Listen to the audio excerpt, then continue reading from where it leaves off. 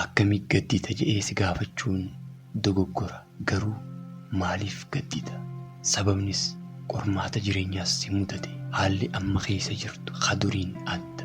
Kana dura si qunnameen beeku. Atis akkamittiin gadda gaafii jettu akka hin gaafanne abdiin qaba. Sababnis akkamittiin gadda jechuun ammas gadduun fedha jechuudha.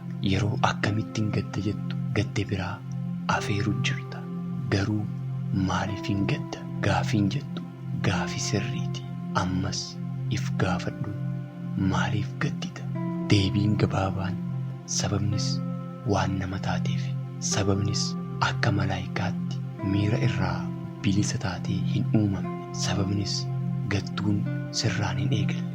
Sababnis gadduun jiraatuu kee agarsiisa. Yoomillee yeroo gadda keessa galte akkamittiin kanaaf gadda gaafii jettu gara maaliif hin gadda jettu jijjiiri. Sababnis gaafiin jalqabaa gadduu keetitti akka gadditu si gooti. Lammataa immoo gadda saniif furmaata akka barbaaddu si taasisti. An wanti si yaadachiisuu barbaadu guddoo miti. Garuu beeki, namoonni addunyaa tanarratti seenaa isaanii hambisan yookaan namoonni milkaa'oon fuula miidiyaa gubbaatti agarru yookaan namoonni naaf fakkeenya ta'an jettee amantu yookaan immoo namoonni jireenyi isaanii guutuu fakkaatu hundi isaanii haala ammaati keessummeessaa jirtu kana keessummeessaa turan. Gariinis amma keessummeessaa jira.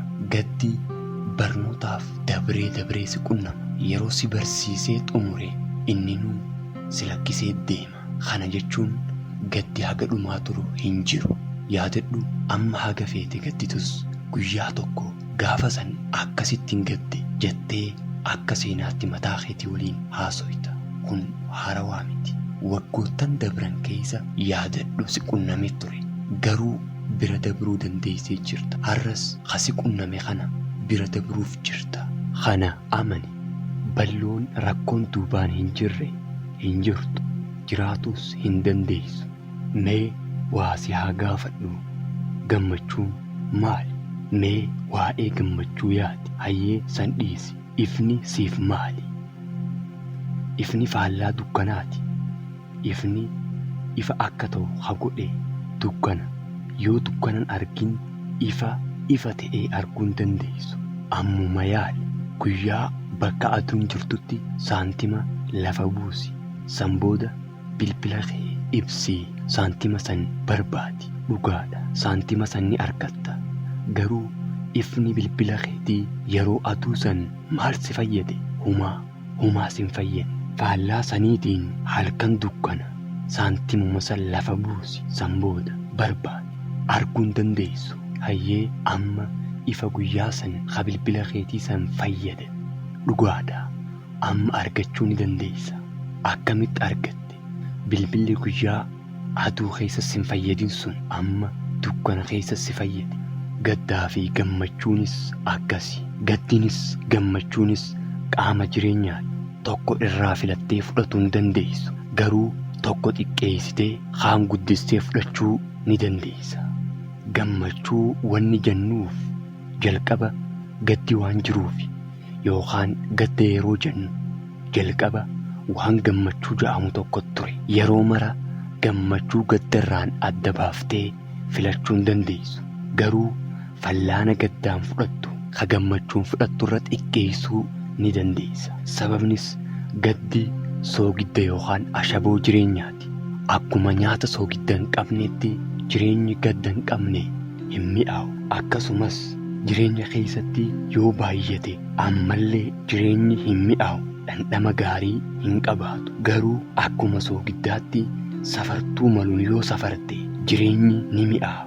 Saniif namoonni hedduun jireenya keessatti gaddaa fi gammachuu safartuu walqixaatiin safaruun jireenya dhandhama dhorka.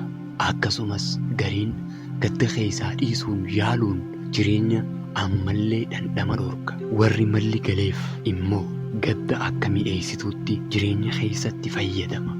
Seenaan tun qoricha siin dhabdu. Dargaggeessa tokkotu gara abbaa isaa dhaqee jireenyi akka itti hadhaa'e abbaa isaatti hime. Abbaanis umriin maanguddoo fi hubataa namaa waan tureef mucaa deemee bishaan birciqoo guutee akkasumas ashaboo hammaarii takkaa waliin akka fidu ajaje. Mucaanis harka bitaatti ashaboo harka mirgaatti birciqoo bishaan guutuu fidee abbaatti deebi'e. Abbaanis ashaboo harkaa qabu birciqoo bishaan guututti akka naqu sanbooda akka bulbulu ajaje. Mucaanis akkuma ajajametti itti naquun bulbule. Ammallee abbaan bishaan ashaboon bulbulame san dhandhami jedheen. Mucaanis ni dhandhame. Abbaan dhandhamni akkam ja'a jedheen. Mucaanis hedduu jibbisiisaadha jedheen. Ammallee abbaan soogidda yookaan ashaboo hammaarii na jala kootu jedheenii naannoo isaanii bakka garbi jirutti qaceele. Mucaanis ashaboo isaa harka guddatee garbatti bira dhaqe. Abbaan ammallee soogidda harkaa qaba garba kanatti naqi jedheen. Mucaanis soogidda harkaa qabu hoggasuma garban naqee garbis hoggasuma bulbule. Abbaan amma bishaan kan dhandhame jedheen. Mucaanis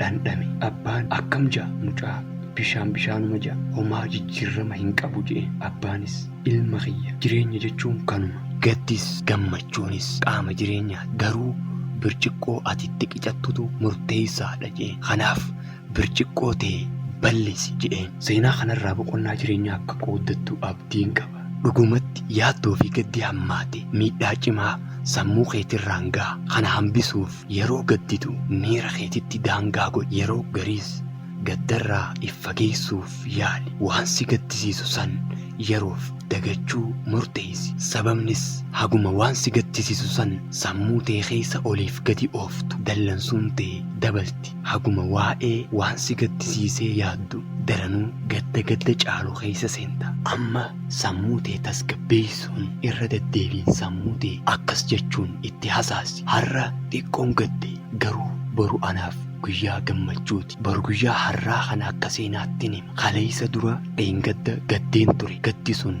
yeruma san dhume. Har'a kabiraatu dhufe. Kunis akkuma kaleessaatti gammachuun bakka bu'a. Guyyaan har'aatis akkuma dheengaddaatti dagatamuuf ta'a. Wanti hundi nagaya ta'a. Wanti hundi akka yaadetti hamaami. Wanti hundi akka yaadetti ulfaataa miti. Rakkoon amma keessa jirus akka yaadetti ulfaataa miti. Sababnis boru ni dabra. Guyyaa haarawa gammachuu haarawaa dhufa jedhii sammuu teetitti himi. Jiruu tanarratti jabaa taatee jiraatuu ka dandeessu nama fudhataa yookaan qeebalaa namaa yoo taatedha. Kana fudhadhu. Jireenya keessatti yeroo mara gammaduu hin dandeessu. Adeemsa jireenyaa keessatti wanti hundi akka yaaddetti deemuu dhabuu mala. Boru har'a gammachuun bakka bu'a. Iftaan immoo gadda ta'uu mala. Dhugaa kana yoo fudhattee miira keetti daangaa godhuun salphaadha. Fudhataa ta'e gaddi yeroo si qunnamu gatii gammachuu akka yaadattu si godha. Gammachuunis yeroo dhuftu akka gatii gaddaa yaadattu si gooti.